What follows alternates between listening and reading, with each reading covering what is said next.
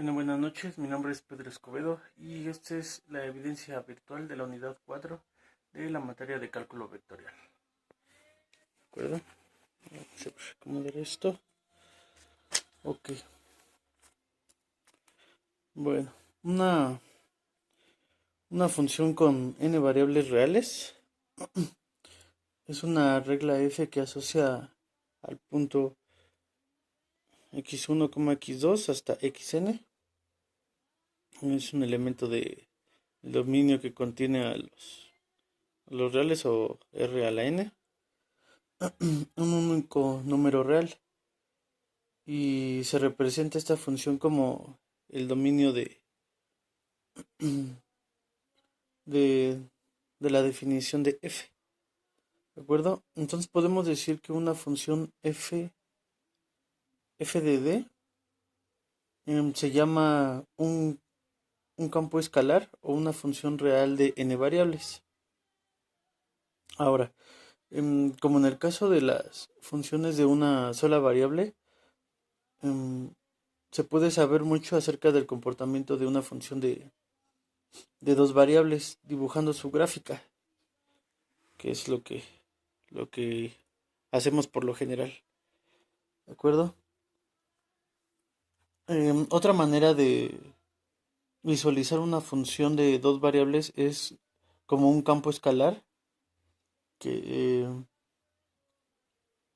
que asigna el punto x como x, y. El escalar en esta sería z es igual a f de x, y. Y un campo escalar se caracteriza por sus curvas de nivel o líneas de contorno a lo largo de las cuales el valor f de x, y es constante. ¿De acuerdo? Y en base a esto, bueno, pues aquí tenemos las que son las curvas de nivel. Esas ya las conocemos. Bueno, las características de las curvas de nivel es que, bueno, una de tantas podría ser que toda curva se cierra por sí misma. Una curva no puede dividirse o ramificarse. No se pueden eh, unir o fundir dos o más curvas en una sola. Si en algún lugar las curvas de nivel se cruzan, que en este caso pues no, el ejemplo no lo permite, indica una cuenca o una saliente. Si en una zona pendiente uniforme quedaran las curvas equidistantes, y si las curvas están muy separadas serían porque hay pendientes suaves, y cuando están muy cercanas las pendientes este son fuentes. Ahora, bueno, y la superficie de nivel, que sería esto ya es la graficación en R3. No es otra cosa más que el conjunto de todos los puntos en RT de esas curvas de nivel.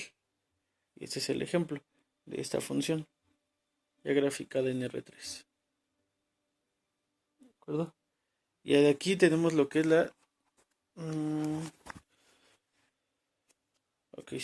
derivada direccional. En análisis matemático, la derivada direccional o derivada según una dirección de una función multivariable, en la dirección de un vector dado, representa la tasa de cambio de la función en la dirección de dicho vector. Aquí vamos a poner que es la función f de x, que va de f de x1, x2 hasta xn, y de un vector cualquiera, que puede ser v, igual a v de 1, v de 2 hasta v de n. ¿De acuerdo? Este concepto generaliza las derivadas parciales, puesto que estas son derivadas direccionales según la dirección de los respectivos ejes coordinales, y ya quedaría así ya la fórmula. Sería la derivada direccional del vector b de f es igual al límite que va de h cuando va a 0, de f de x más h del vector, todo esto menos f de x entre h. ¿De acuerdo? Entonces, entonces la derivada direccional de una función real de eh, n variables.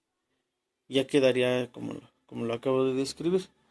Bueno, todo esto es la función definida por el límite, que es lo que también me acabo de mencionar. Si la función es diferenciable, puede ser escrita en términos de su gradiente, que es la derivada direccional con respecto del vector de f, es igual, este signo es el gradiente de f por el vector, ¿de acuerdo? Y ahora, ¿qué es el gradiente? Que lo tenemos abajo. El gradiente normalmente denota una dirección en el espacio según la cual se aprecia una variación de una determinada propiedad o magnitud física. En otros contextos, el gradiente indica la existencia de gradualidad o variación gradual en determinado aspecto. El gradiente de una función f definida por r a la n a r caracteriza, eso no lo puse, vamos a poner, ya no, ya no pinto la pluma. Aquí está.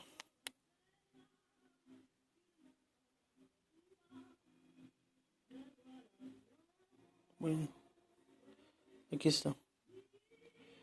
Sería de Rn a R y caracteriza mejor la aproximación lineal de la función en un punto particular x0 en Rn y se expresa de esta forma. Aquí le puse un ejemplo, es g de x es igual al f que va del punto x0 más el gradiente con respecto de x de f de x0 elevado a la t por x menos x0, donde el gradiente de x de f0 es el gradiente evaluado en x0, que sería el punto. En forma general, la fórmula sería el gradiente de f va a ser igual, bueno, ese es un ejemplo que si fuera en R3, de y por la derivada con respecto a x más j por la derivada con respecto a y más k por la derivada con respecto a z. ¿De acuerdo?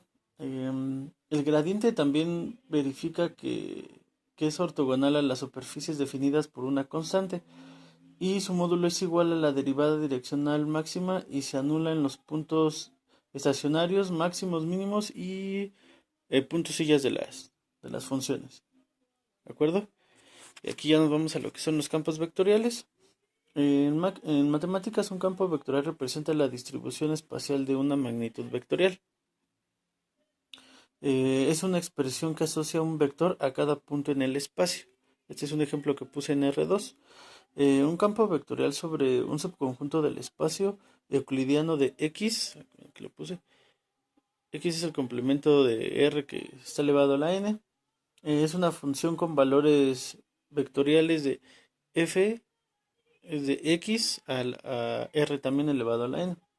Se dice que f es un campo vectorial si como función es, a veces un ejemplo por mencionar, diferenciable con continuidad en X. Un campo vectorial se puede visualizar como un espacio X, que por eso lo pusimos aquí, con un vector n dimensional unido a cada punto en X. ¿De acuerdo? Este es por lo general, campo vectorial.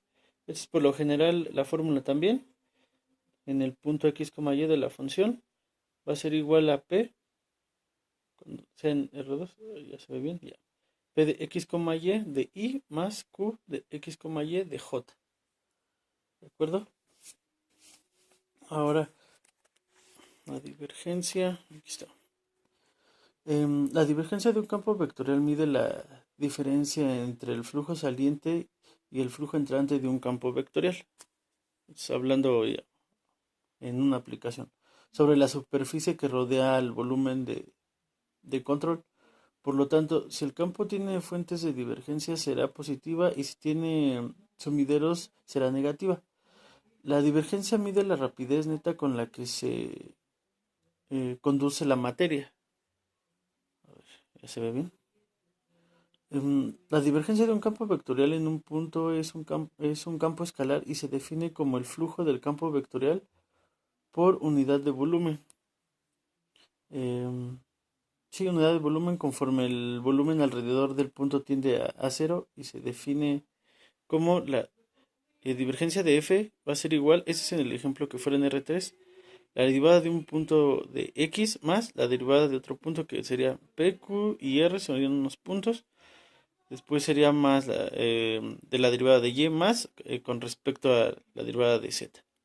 En general quedaría la derivada de f va a ser igual a la derivada de x1 más la derivada de x2 más hasta la derivada de x a la n. Esto te quedaría como término de la sumatoria cuando va de k1 hasta n de la derivada de la función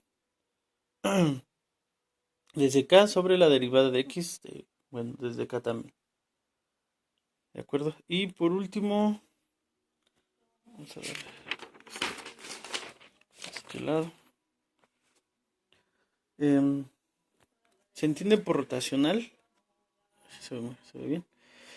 Se entiende por rotacional al operador vectorial que muestra la tendencia de un campo a inducir rotación alrededor de un punto. También se define como la circulación del vector sobre un camino cerrado del borde de un área con dirección normal a ella misma. Cuando el área tiende a cero, el rotacional de un campo se puede calcular siempre y cuando éste sea continuo y diferenciable en todos sus puntos.